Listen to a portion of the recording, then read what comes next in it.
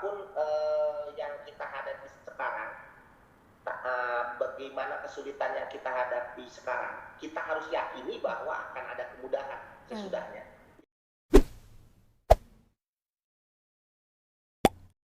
Assalamualaikum warahmatullahi wabarakatuh. Tabi pun, selamat berjumpa Wahai Seunyini. Kita kembali di Siniar 41, sebuah program unggulan dari SMP Negeri 41 Bandar Lampung yang khusus membahas isu-isu terkini di bidang pendidikan. Alhamdulillah kita sehat walafiat dan semoga kesehatan ini bisa menjadi jalan bagi kita untuk terus berbuat kebaikan. Baik, Wahai Seunyini, bersama kita telah hadir tamu istimewa yang kali ini akan berbagi inspirasi kepada kita, kepada Wahai Seunyini. Beliau adalah Bapak Catur Nur Rahman Oktavian, Master Pendidikan. Selamat datang Bapak. Ya, terima kasih Bu Maya. Selamat pagi semuanya. Salam sehat. Semoga kita selalu dalam keadaan sehat. Para pendengar dan pemirsa di seluruh Bandar Lampung dan Nusantara. Salam sehat selalu. Ya baik, Wahai Seunyini, Pak Catur ini adalah wakil bendahara di PBPGRI, pengurus besar PGRI Jakarta, kemudian redaktur majalah Suara Guru PBPGRI, kemudian bukunya Wahai Seunyini sudah banyak sekali buku di bidang pembelajaran, pendidikan, dan juga hampir setiap hari kita bisa melihat tuh opini serta artikel di media nasional baik cetak maupun online. Lalu Wahai Seunyini kalau merasa tidak asing gitu dengan wajahnya Pak Catur itu sangat masuk akal karena beliau beberapa bulan terakhir selalu mewakili PBPGRI untuk tampil di layar kaca menginformasikan kebijakan-kebijakan pemerintah yang dewasa ini sudah dikeluarkan. Nah, jadi sering lihat kan wajahnya Pak Catur. Baik, Pak Catur. Sedang di Bogor ataukah di Jakarta, Pak? Sedang di Bogor karena PJJ, jadi semua kita lakukan aktivitasnya dari rumah. Karena memang kabupaten tempat saya tinggal sekarang ada kebijakan PPKM level 3 dari pemerintah. Jadi tidak boleh beraktivitas secara fisik ya. Jadi semua dilakukan virtual dari rumah. Tapi tidak mengurangi kualitas produktivitas kita karena hari ini kita juga bisa berproduktif, berkreasi dan kita semua tetap bisa beraktivitas meski secara daring. Iya, oke. Bu Aisyunya ini tadi lupa disebutkan ya, beliau ini juga adalah guru IPS ya Pak Catur ya? Betul, saya guru IPS. Ya, guru IPS dan juga wakil kepala sekolah di SMP Kabupaten Bogor. Ya, itu yang terpenting ya, bisa sama-sama berbagi inspirasi kepada Pak Aisyunya ini yang sebagian besar adalah guru-guru juga. Tadi Pak Catur pas deh hari ini dengan tema kita ya, sedang PJJ di Bogor juga. Jadi tema kita? Oh, di sana PJJ juga ya? Ya, kan tema kita kali ini Pak di Siniar 41 adalah pembelajaran jarak jauh season 2. Ya, jadi kemarin Pak Catur di CNBC Indonesia, sebuah media online mengatakan bahwa di Jabodetabek, bahkan sekarang sudah di wilayah Kota Bandar Lampung juga, itu sudah mulai PPKM level 3 ya. Yang artinya berarti sudah untuk WFO, bekerja dari kantor itu maksimal 50%. Nah ini Pak Catur, bagaimana pandangan Bapak deh atau pendapat dari PGRI kalau WFO saja 50%, bagaimanakah ini nasib tatap muka kita nih Pak para pelajar? Silakan Pak Catur. Ya, terima kasih Bu Maya yang luar biasa. Sebelumnya saya mau apresiasi. Luar biasa karena sekolah ini SMP Negeri 41 Kota Bandar Lampung memiliki terobosan yang kreatif, inovatif karena memiliki program unggulan acara siniar. Ini keren. Ya karena ini adalah salah satu media untuk berkomunikasi, memberi wawasan, memberi informasi yang luar biasa bagi masyarakat, bagi anak didik, peserta didik, guru dan sebagainya yang bisa tetap beraktivitas meski di dunia maya. Dan ini era digital saat ini merupakan suatu hal yang penting untuk kita beradaptasi.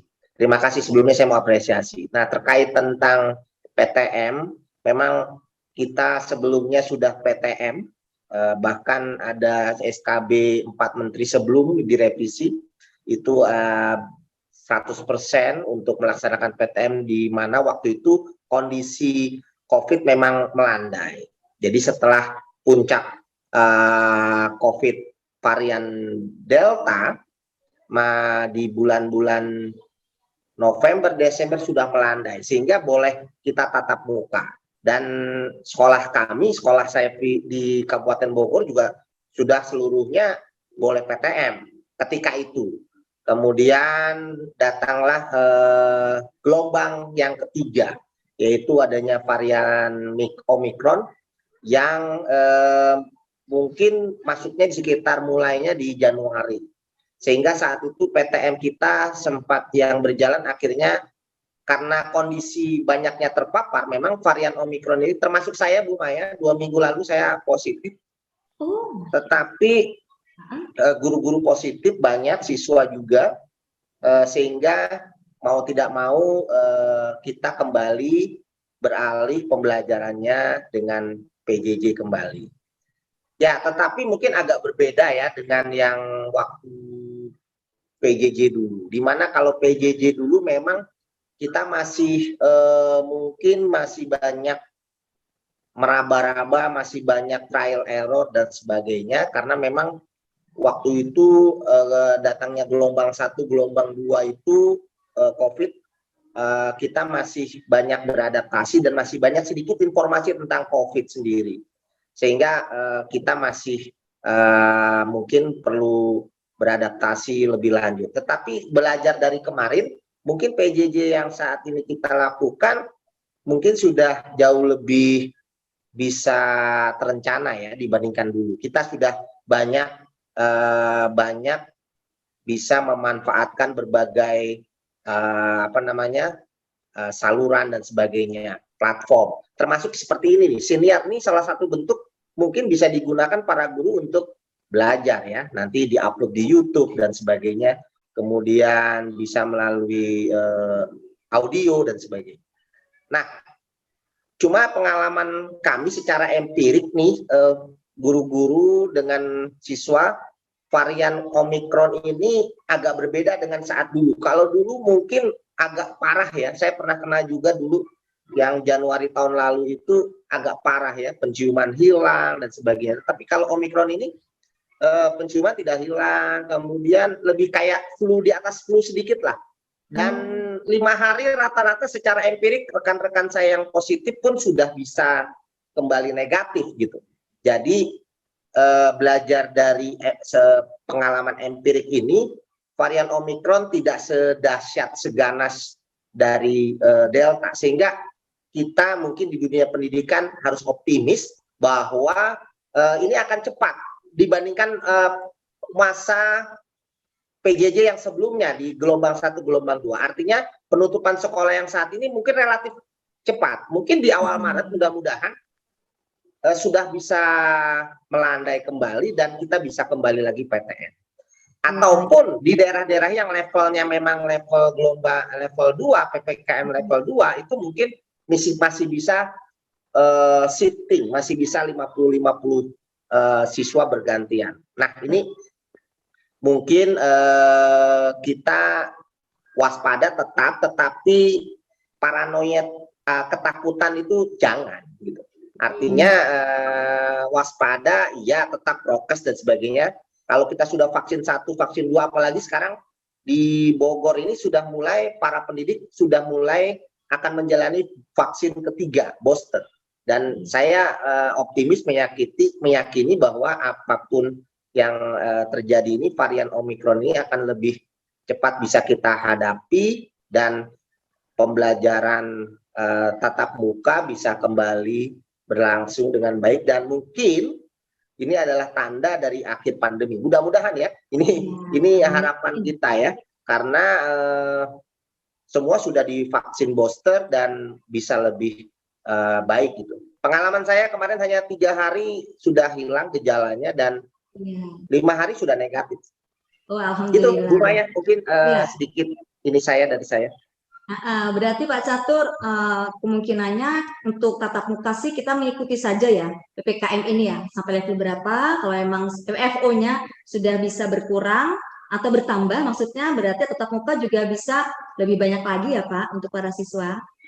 Ya, jadi seperti yang kita baca statement dari para pemangku kepentingan, dari para pejabat, dari pihak Kementerian Kesehatan, dari pihak Satgas COVID dan sebagainya yang kita baca di berbagai media, dan pengalaman empirik saya pribadi dengan rekan-rekan, di mana yang terkena positif itu memang lebih banyak daripada dulu, tetapi jauh lebih cepat sembuhnya. Ini pengalaman empirik ya. Ini berdasarkan data empirik ya, yang saya alami dan rekan-rekan alami.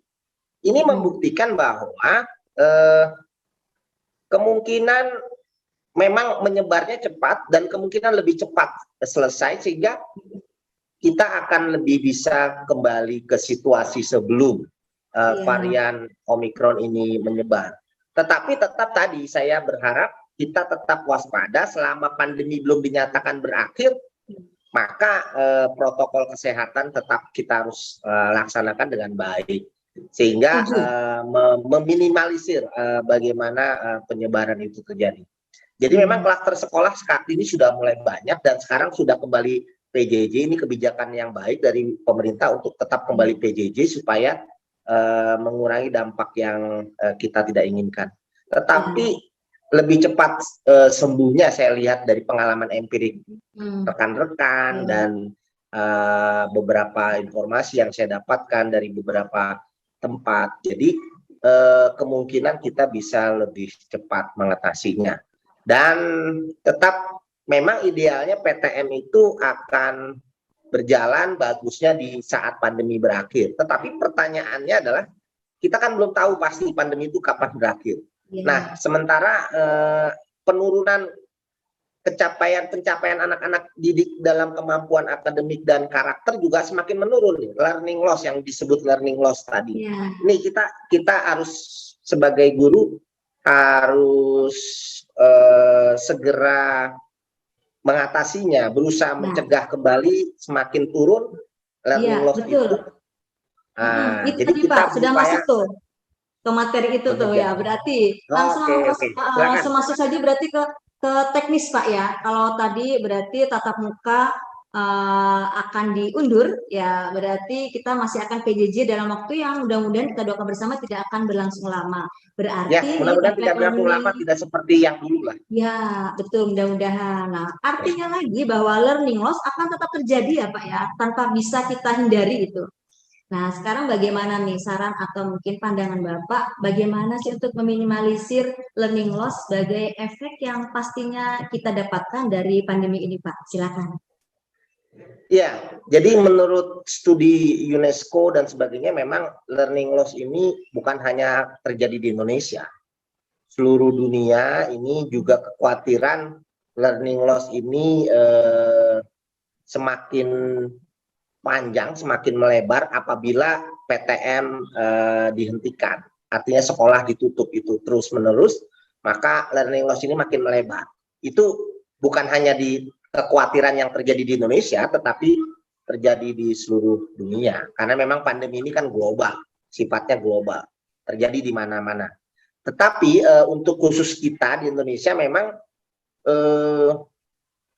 kita tugas berat ya dari kita para guru, tentu saja harus dibantu peran orang tua dan masyarakat. Bagaimana peran orang tua dan masyarakat ini bisa membantu mensinergikan dengan pihak sekolah untuk memperkecil disparitas ya learning loss yang terjadi, memperkecil jurang penurunan tingkat kompetensi anak-anak kita ini. Jadi peran orang tua juga di rumah mohon juga bisa untuk membantu mengatasinya dengan banyak memberikan hal-hal yang baik untuk menambah peningkatan kompetensi anak-anak itu.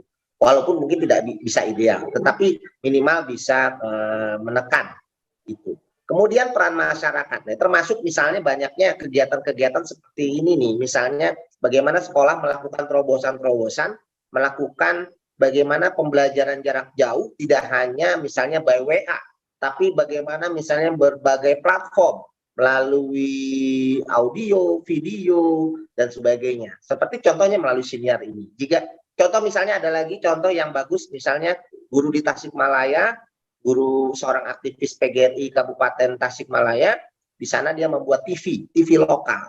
Bagaimana dia bisa membuat TV, studio TV lokal, pemancar TV lokal, sehingga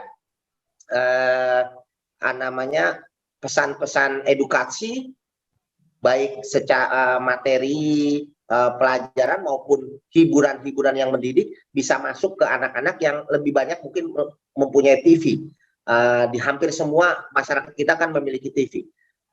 Nah, oleh karena itu terobosan dari para guru ini perlu dilakukan terus-menerus. Dan saya yakin inovasi dari teman-teman sudah banyak dilakukan ya. Nah, ini dan ini terus harus kita kembangkan, harus kita dukung. Jadi peran orang tua masyarakat ini juga penting untuk membantu mengatasi ini. Pemerintah juga demikian. Saat ini kan pemerintah sudah kemarin meluncurkan misalnya platform Merdeka Mengajar untuk membantu para guru. Nah, itu guru-guru bisa manfaatkan itu. Atau mungkin bisa membuat aplikasi lain yang sama. Dan mungkin banyak lagi aplikasi-aplikasi saat ini yang bisa kita manfaatkan. Tinggal bagaimana kita mau meng-create, mau secara kreatif bisa memanfaatkannya. Gitu, Bu Maya. Ya. Oh, itu ya luar biasa ya, Pak Isu ini ya, itu baik inspirasi tuh yang bisa menjadi ide buat kita dalam melaksanakan pembelajaran. Nah, satu lagi ini Pak Catur, kita nih, kami nih, para guru ini yang sedang melaksanakan PJJ season 2 ini merasa butuh motivasi seperti itu Pak. Mungkin Bapak bisa menyampaikan sedikit motivasi atau quotes deh, atau kalimat motivasi yang bisa memompa energi kita atau kami Wahyu ini para guru agar tetap semangat dalam mendidik dan mengajar. Silakan Pak Catur. Baik, baik teman-teman, saya terus terang mengapresiasi kalau dalam agama istihad ya, istihad yang teman-teman lakukan. Jadi melakukan terobosan-terobosan, inovasi-inovasi, dan kalaupun ada kekurangan itu tetap itu ada nilainya dibandingkan tidak beristihad, dibandingkan diam saja. Artinya teman-teman yang sudah terus bergerak, berinovasi dan sebagainya itu sudah memiliki poin penting plus dibandingkan ini di masa pandemi ini. Jadi memang pemerintah juga harus memastikan ini. Sebaiknya pemerintah misalnya melalui dinas pendidikan, pengawas dan sebagainya juga bisa terus turun lapangan, melihat kondisi-kondisi yang nyata ada di lapangan. Apa kendala-kendala yang dihadapi? Nah, itu bisa dibantu teman-teman. Misalnya contoh, ada di daerah-daerah tertentu yang memang tidak bisa terlayani dengan jaringan internet. Mungkin bisa disentuh, diedukasi, cari cara lain yang mungkin tidak harus dengan internet tadi, misalnya memberikan terobosan melalui media-media, membuat radio, membuat televisi, agar pembelajaran jarak jauh bisa sampai. Kemudian misal membuat modul-modul dan sebagainya. Pemerintah ini harus juga terjun terus memantau, mengevaluasi, menilai, mengukur sejauh mana ketercapaian dan apa yang belum tercapai, sehingga bisa dalam mengambil kebijakan bisa dengan alat ukur yang betul-betul terarah dan berkesinambungan. Jadi jangan sampai hanya menyerahkan kepada pihak guru saja tapi tanpa mendampingi, atau menyerahkan pada semuanya pada pihak sekolah tapi tanpa ada pembimbingan dan evaluasi. Jadi perlu juga dinas pendidikan, swasta, masyarakat dan semuanya ini bekerja sama, bergotong royong untuk bagaimana mengurangi dampak yang terjadi akibat banyaknya sekolah yang ditutup dan anak-anak yang tidak bisa sekolah dan tidak bisa belajar dengan baik. Contoh nyata misalnya begini, contoh konkret, bagaimana masyarakat di sekolah, di lingkungan, misalnya di RT RW, bagaimana bisa membuat memfungsikan TBM misalnya, memfungsikan PKBM supaya anak-anak yang tidak sekolah itu bisa tetap mendapatkan hal-hal yang edukasi dari situ. Daripada anak bermain keluyuran, artinya dilarang sekolah supaya tidak tertular, tetapi di lingkungan dibiarkan tidak pakai masker dan sebagainya, tidak teredukasi, sehingga juga tidak membantu dalam menurunkan dampak learning loss tadi. Jadi peran RT RW, lurah, kepala desa dan sebagainya juga harus punya berpikir kreatif. Jangan hanya berdiam diri melihat kondisi pandemi seperti ini, membiarkan anak bangsa kita semakin terjun bebas dalam penurunan kompetensi ini. Karena kita harus meyakini generasi yang sekarang ini mungkin 30 tahun mendatang akan menjadi para pemimpin. Nah, kita bisa bayangkan kalau penurunan kompetensi minimum yang saat ini terjadi pada anak didik kita, bagaimana nanti dampaknya bagi generasi yang akan menjadi pemimpin-pemimpin bangsa di masa depan di era 2045, generasi emas Indonesia. Jadi inilah saatnya momentum ini, momentum COVID ini, menjadikan kita saling bahu-membahu, bergotong royong, menjadi bangsa yang kreatif, produktif, dan sebagainya. Nah, jangan lupa pengaruh dari learning loss ini nanti akan pengaruh ke produktivitas. Produktivitas dunia, masyarakat dunia ini diperkirakan turun di masa depan kalau memang tidak kita terus cegah pengikisan terhadap kompetensi minimum ini. Jadi guru juga bukan hanya menjejalkan materi, memaksakan materi, tapi bagaimana mengganti situasi dari content based ke dalam meaningful learning. Bagaimana agar anak itu bisa jadi pembelajarannya yang bermakna. Jadi jangan ini lagi, paradigmanya harus diubah. Jadi dari content based material hanya menjejalkan materi, diubah menjadi bagaimana meng-create pembelajaran itu menjadi sesuatu hal yang bermakna bagi anak itu. Karena nanti itulah yang akan dia manfaatkan, dia dapatkan di masa depan itu, dia akan gunakan di masa depan. Jadi meaningful learning ya itu benar-benar harus kita pastikan berlangsung. Jadi jangan kayak dulu lagi, misalnya dengan situasi pandemi untuk mengejar ketertinggalan minimum ini kita jejalkan materi-materi terus trial